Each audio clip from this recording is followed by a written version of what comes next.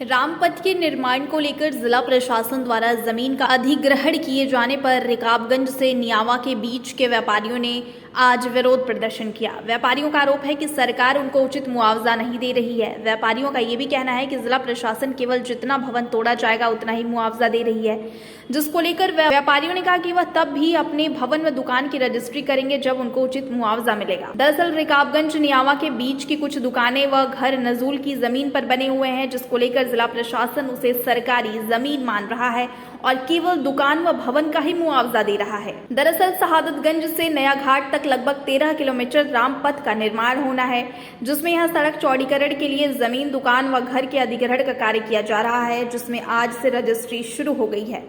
राम भक्तों को राम जन्मभूमि तक पहुंचाने के लिए सरकार फैजाबाद शहर के एक छोर से लेकर अयोध्या धाम के दूसरे छोर तक सड़क चौड़ीकरण का कार्य करवा रही है, जिससे रामपथ का नाम दिया गया है। देखिए, हम लोग सब मोहल्लेवासी रिकाबगंज से लेकर के नियावा तक के व्यापारी भी हैं और यहाँ के रिहायशी भी हैं। हम लोग सब साथ मिल करके ये बात कहने के लिए इकट्ठा हुए हैं कि जो भी सक्षम अधिकारी कल परसों 3 दिन से हम लोग के मोहल्ले में हैं, वो हमको ये बता रहे हैं कि हमको भूमि का मुआवजा अलग और भवन जो हमारा है उसको खंडहर के रूप में घोषित करके उसका मुआवजा अलग दे रहे हैं। और हमसे ये कह रहे हैं कि हमें भूमि का कागज़ ला के दीजिए।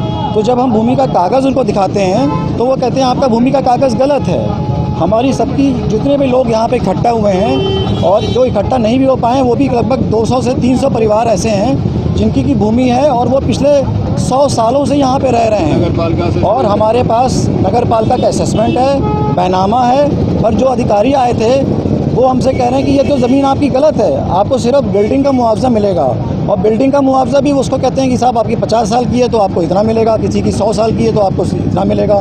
तो कुल मिला के हम लोग राम राज्य में जो उम्मीद लगा के बैठे हुए थे कि पथ बड़ा होगा, हम लोग के व्यापार में उन्नति होगी, उसका तो उल्टा होने जा रहा है कि हमारा भवन भी तोड़ दिया जा रहा है, हमको उचित मुआवजा भी नहीं दिया जा रहा है कि हम लोग के ज़मीन का भी पैसा दिया जाए। हम लोग को सिर्फ एक मलबे के रूप में, मकान का मलबे के रूप में पैसा दिया जा रहा है, जो कि बिल्कुल गलत है। ये सरकार हम लोग साथ अन्याय कर रही है। कृपया करके सरकार से ये अनुरोध है कि इस पर पुनः विचार करे। साल में हाउस टैक्स जितना हम लोग देते हैं 1000 गुना टैक्स हम लोग पे बढ़ा दिया गया है। हाउस टैक्स के नाम पे बढ़ा दिया गया है। पैसा देने में सरकार हम लोग का 100 साल पुराना मकान का रेट लगा के पैसा दे रही है। कोई विरोध नहीं चौड़ीकरण का। हम लोग का जितना सबसे उससे पहले जितना ही लोग टाइम देंगे उससे पहले हम लोग 10 दिन पहले तोड़ के दे देंगे, लेकिन सरकार की कृपा है, हम लोग का जो हम लोग का हक है वो हक न मारे, हम लोग का पैसा दे।